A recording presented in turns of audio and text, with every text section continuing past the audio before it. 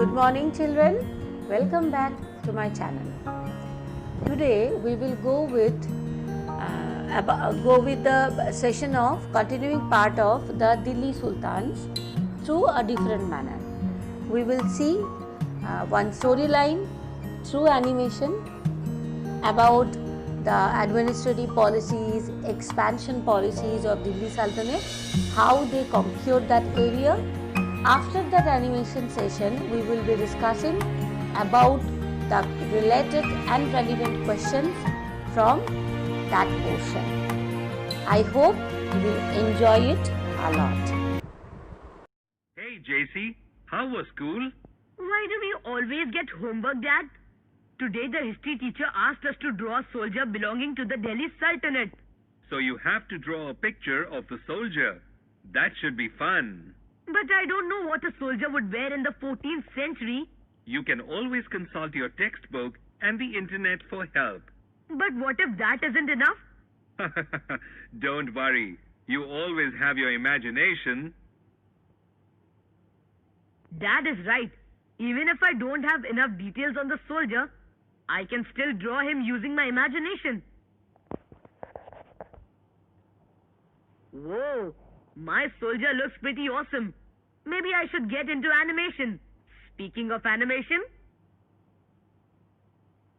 greetings, noble warrior. Greetings from the Delhi Sultanate. I am Marhan. I'm eager to know about the Delhi Empire. Could you tell me something about it? I am a soldier. I will only be able to tell you about military conquest and expansion of the Sultanate. Sounds cool. Until the early 13th century, the Delhi Sultanate only had control over garrison towns. What are garrison towns? They are fortified towns occupied by soldiers. Wow. So the Delhi Sultans had full control of garrison towns, huh? Actually, no. The problem was that the sultans were not able to control the hinterlands of garrison towns. Hinterlands? Yes. They are lands next to a city or port that supply it with goods and services. So if the sultans control hinterlands, they would have access to a lot of goods. Correct. But since they did not control hinterlands, the sultans had to depend on trade, tribute, and even plunder for supply of goods. What was stopping the sultans from expanding their control? Communication between Delhi and garrison towns in far-off places like Bengal was very difficult. Bad weather and war would snap communication routes. There were other problems like Mongol invasions. The Mongols attempted to invade India frequently. The Sultanate had no option but to counter these attacks. I see. All of this made expansion of the Delhi Sultanate difficult. You look tired, Arhan. Why don't you have a seat? After all, you aren't working right now. That is very kind of you. Thank you. I have been working very hard. So when did the Sultanate finally manage to expand its empire? The empire was expanded during the reigns of Ghiyasuddin Balban, Alauddin Khilji, and Muhammad Tughlaq. How did they manage to expand the empire? Expansion occurred both internally and externally. Internally? Externally? Don't worry. I will explain them to you one by one. In order to expand the empire internally, the sultans gained control of the hinterlands. Forest lands around the Ganga-Yamuna belt were cleared and hunter-gatherers were removed from there. Removed? Yes, but the lands were given to peasants so that cultivation could be carried out. This would help promote regional trade. So the sultans were trying to make their towns prosperous? That's right. The sultans also built new towns and fortresses and ensured that trade routes were well protected. Now, let me tell you how the empire expanded externally. For the external expansion, military expeditions were carried out in South India. Were these carried out by the sultans you mentioned earlier? The military expeditions began with Alauddin Khilji and ended with Muhammad Tughlaq. Sultanate armies captured elephants, horses, slaves, and collected precious metals from the cities that they seized. So in this way, the Sultanate was successful in expanding the empire externally?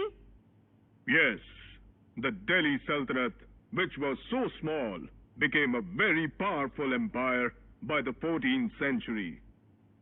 What's that sound all about?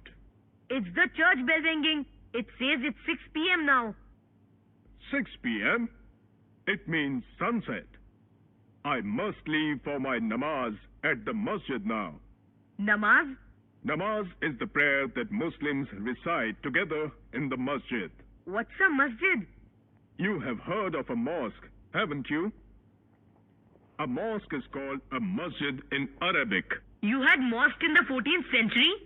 During the expansion of the Delhi Sultanate, several mosques were built by the rulers. How would that help the Sultanate? The sultans wanted to show that they were protectors of Islam. That is why they built so many mosques.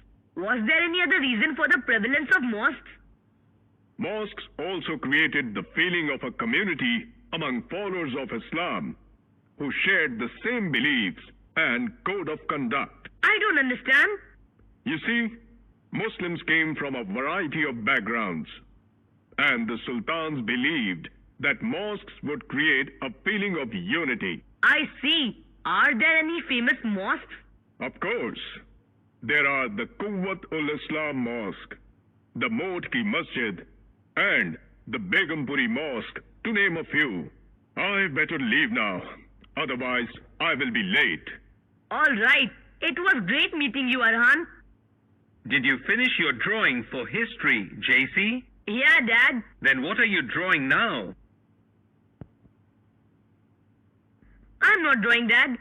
I'm making battle plans Battle plans? For what?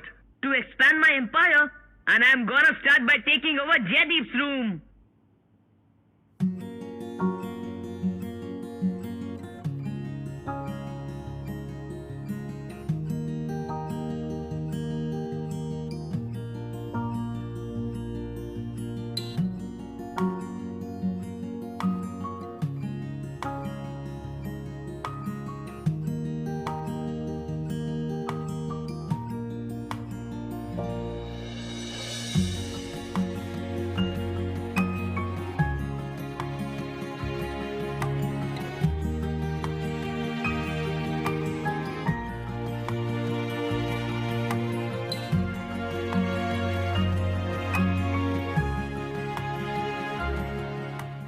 I hope you people have enjoyed that animation session nicely, and there also we have seen that main topic was about the administrative system, in which way the Delhi Sultans conquered the land, annexed and expanded their territories.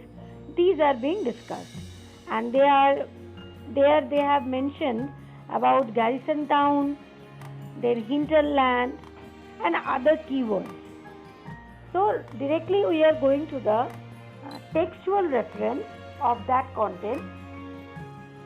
In that time, the main source to redefine and to reconstruct the history of Delhi Sultanate, that was the administrative reports, which were written in Persian language. In singular form it is being termed as Tariq, and in plural form it has been termed as Tawarikh.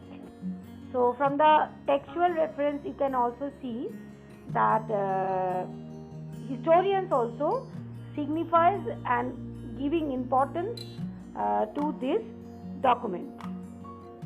The authors of this Tawarikh were learned men, secretaries, administrators, poets and courtiers, who both recounted events and advised rulers on governance, emphasizing the importance of just rule. What does it mean by just rule? Just rule means that the way the king will give the most importance about the governance, good governance, and taking care of the welfare of common people.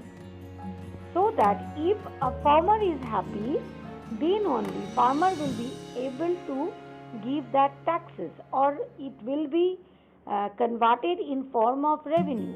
And if the revenue is good, then automatically the army of that particular country or that kingdom will be strong enough, because the army in the army the soldiers are being paid by salaries.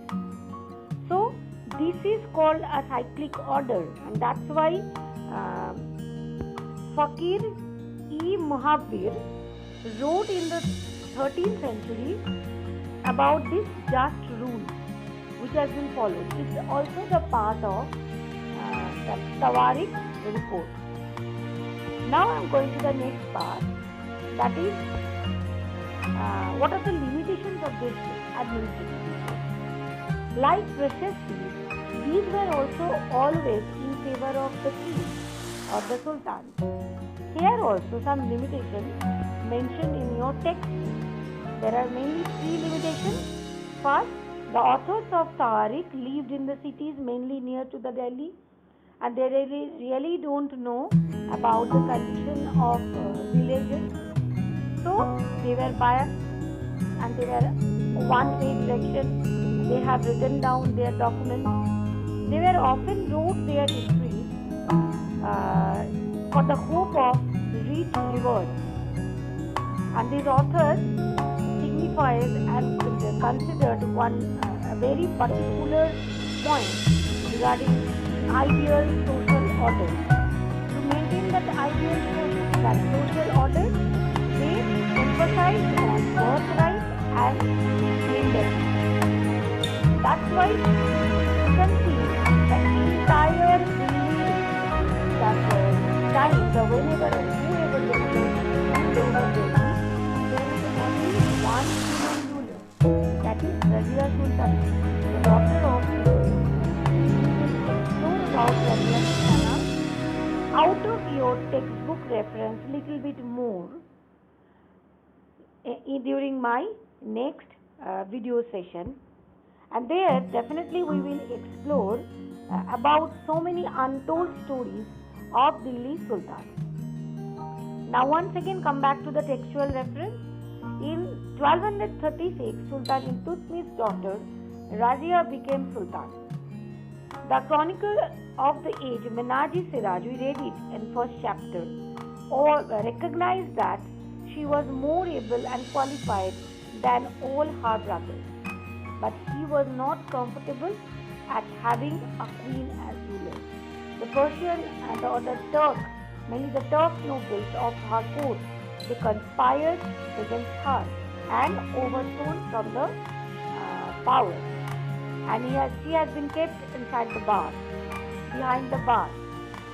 And there she died, not normally, she was murdered. So, nor were the nobles happy at her attempt to rule independently. She was removed from the throne in 1240. Because to maintain the ideal social order, the woman ruler was not being considered as acceptable, so that she was removed from the power. You can see 2 keywords given in your book, that is birthright, another one gender distinction. These 2 parts are very important to remember.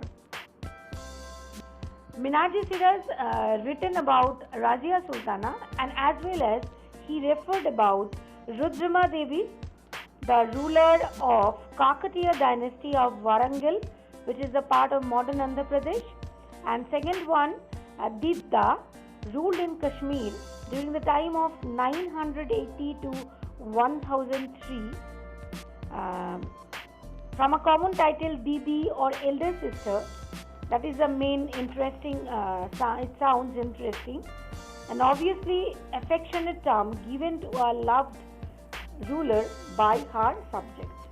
So here we are getting another important question, that name some of the important women rulers of medieval India. So your answer will be Razia Sultana from Slave dynasty, then Rudramadevi from Kakatiya dynasty of Warangal, it is in south, and Didda from Kashmir.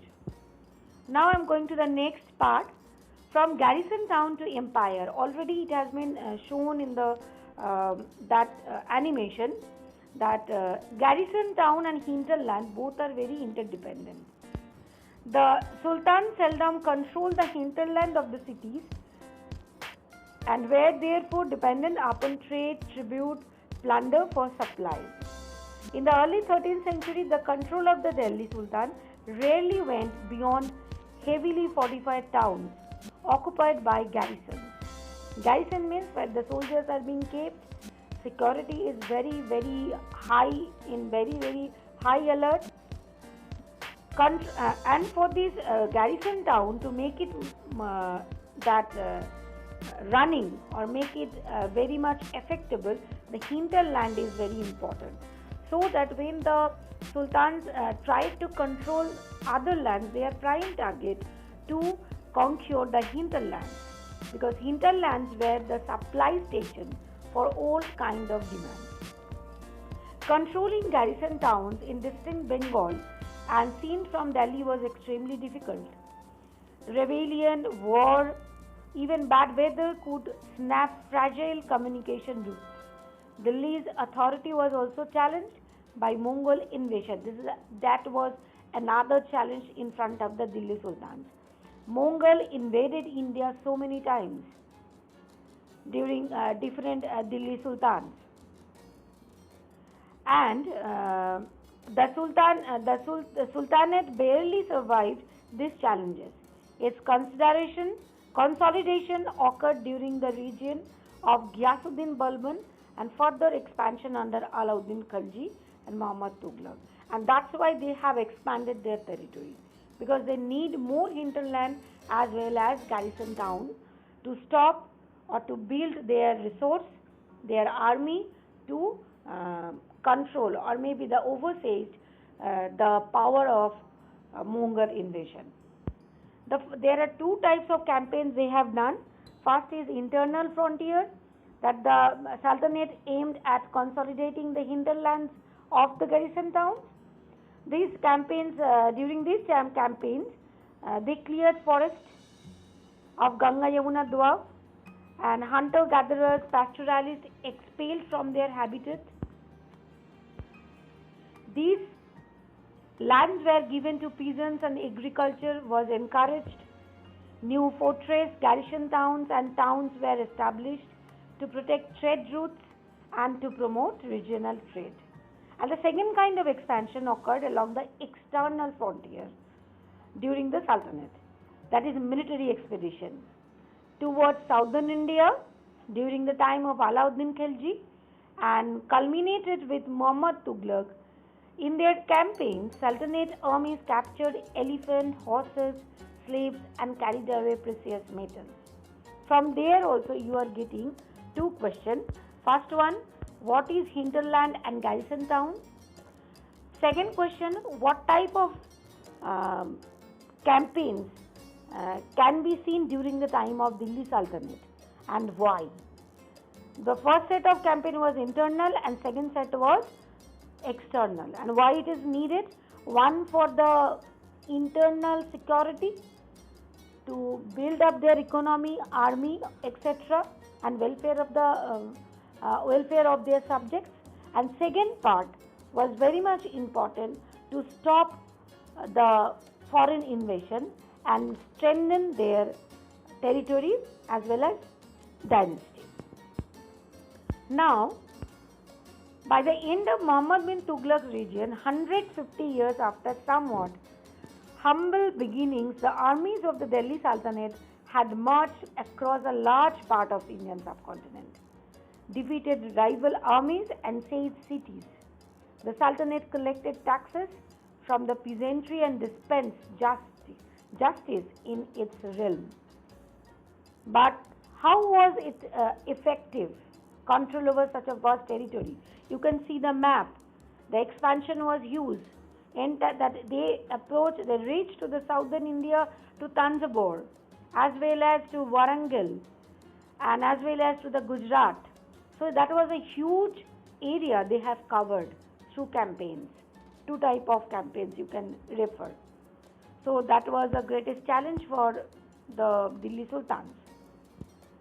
Now we will discuss about this two topic. We already have seen that the masjid is in Arabic, literally place where the Muslim prostrates in reverence to Allah, is a congregation mosque, and another one, their prayer is being done during Friday, delivers a sermon, that is khutbah, and during the prayer Muslims stand facing Mecca. In India this is to the west, and that's why it's called as Qibla. Three terms you are getting. One is masjid, what is the term derived from, and what is the meaning of that word, and second one is what is